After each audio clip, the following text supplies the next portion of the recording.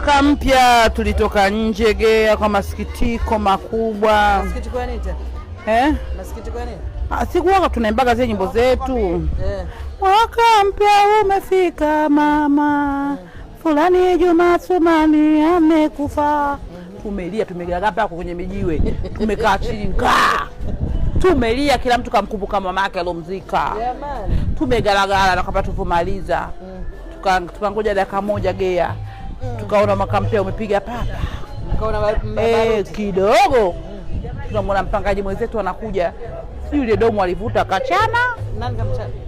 Yule mpangaji omba msiku mwaka mpya tulikae ni chini tusherekee majumbani. Yeye katoka sikaenda kunywa pombe hapa kukutana na wauni. Yaani ile domo kama anaongelea huku Gea. Akiamu. Haja hapa nakwambia anatoka sisi wote mbio. Mbona mdomo? Tukakimbia. Mtu mwaka mpya kazi keni mpumzikeni. Hapo kuna baba kaondoka toka mwaka mpya mpaka hajarudi.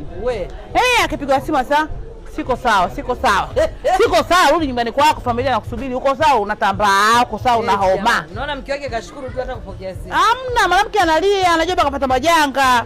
Lakini tukangaze sasa huyu haiko sawa kwa mtu wake. Na ndo kawaida kila mwaka mpya wa baumu wanarudi tarehe 10.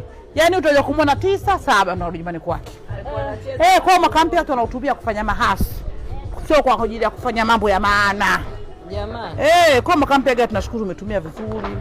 Tumeenjoy mwaka mpya, tumekutana na ndugu zetu, tumefurahi, tumelia, tumewaenzi walikwenda mbele zake. Tumecheka.